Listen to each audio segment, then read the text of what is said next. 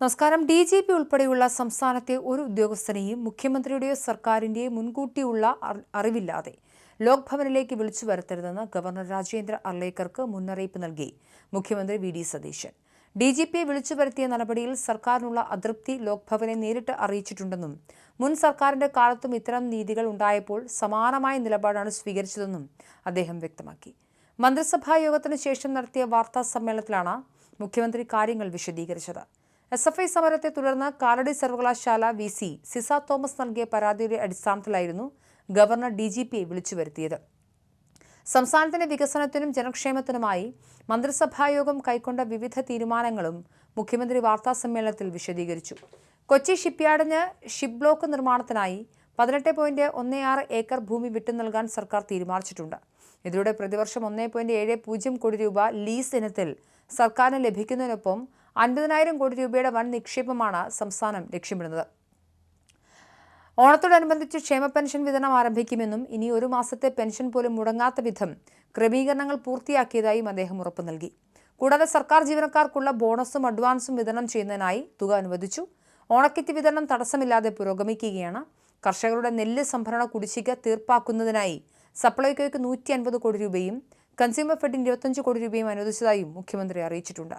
മറ്റ് പ്രധാന വിഷയങ്ങളിലും സർക്കാർ കർശന നിലപാട് വ്യക്തമാക്കി. ലോക ഫുട്ബോൾ താരം ലയണൽ മെസ്സിയുടെ പേരിൽ നടന്ന തട്ടിപ്പുകളുമായി ബന്ധപ്പെട്ട അന്വേഷണങ്ങളിൽ കർശന നടപടിയുണ്ടാകും. കായിക വകുപ്പ് സ്പെഷ്യൽ സെക്രട്ടറി സമർപ്പിച്ച റിപ്പോർട്ട് പരിശോധിച്ചു വരികയാണെന്നും ഏത് തരത്തിലുള്ള അന്വേഷണമാണ് വേണ്ടതെന്ന കാര്യത്തിൽ ഉടൻ തീരുമാനമെടുക്കുമെന്നും മുഖ്യമന്ത്രി പറഞ്ഞു. കൂടാതെ സംസ്ഥാനത്തെ GST തട്ടിപ്പുകൾ സമഗ്രമായി അന്വേഷിക്കുന്നതിനായി പ്രത്യേക അന്വേഷണ സംഘത്തെ രൂപീകരിച്ചു. ജീവനക്കാരുടെ സ്ഥലമാറ്റങ്ങൾ പൂർണ്ണമായി നിയമാനുസൃതമാണെന്നും സ്ഥലമാറ്റത്തിന്റെ പേരിൽ ആരും ആത്മഹത്യ ചെയ്തതായി സർക്കാരിന് വിവരമില്ലെന്നും അദ്ദേഹം കൂട്ടിച്ചേർത്തു. മുൻ സർക്കാരിന്റെ കാലത്ത് ഭാര്യയെയും ഭർത്താവിനെയും കാസർഗോഡേക്കും തിരുവനന്തപുരത്തേക്കും വെവ്വേറെ സ്ഥലം മാറ്റിയ അനുഭവങ്ങൾ ഉണ്ടായിരുന്നുവെന്നും അദ്ദേഹം ഓർമ്മിപ്പിച്ചു. ബോർഡ് കോർപ്പറേഷൻ വിഭജനം വൈകിയിട്ടില്ലെന്നും ഓണത്തിന് ശേഷം ഇതിൽ അന്തിമ തീരുമാനമുണ്ടാകുമെന്നും മുഖ്യമന്ത്രി പറഞ്ഞു. സോഷ്യൽ മീഡിയയിൽ നിന്നും പോസ്റ്റുകൾ നീക്കം ചെയ്യാൻ സർക്കാർ മെറ്റയോട് ആവശ്യപ്പെട്ടിട്ടില്ലെന്ന് മുഖ്യമന്ത്രി വെളിപ്പെടുത്തി. ലീഗൽ റിക്വയർമെന്റ് എന്നത് മെറ്റയുടെ അൽഗോരിതത്തിന്റെ ഭാഗമാണെന്നും അത് സർക്കാർ നിർദ്ദേശപ്രകാരമാണെന്ന് തെറ്റിദ്ധരിക്കേണ്ടതില്ലെന്നും അദ്ദേഹം വിശദീകരിച്ചു. കാസർഗോഡ് MDMA കേസിലെ പ്രതിയെ മുമ്പ് കണ്ടിട്ടുണ്ടെന്നും നവകേരള സദസ്സിന്റെ കാലത്താണ് പരിചയപ്പെട്ടതെന്നാണ് ഇയാൾ വ്യക്തമാക്കിയതെന്നും സതീശൻ ചോദ്യങ്ങൾക്ക് മറുപടിയായി പറഞ്ഞു. ഏതെങ്കിലും തരത്തിലുള്ള സമ്മർദ്ദങ്ങൾക്കോ സാമുദായിക ശക്തികൾക്കോ മുന്നിൽ ഈ സർക്കാർ കീഴടങ്ങില്ലെന്നും അദ്ദേഹം വാർത്താ സമ്മേളനത്തിൽ ഉറപ്പിച്ചു പറഞ്ഞു.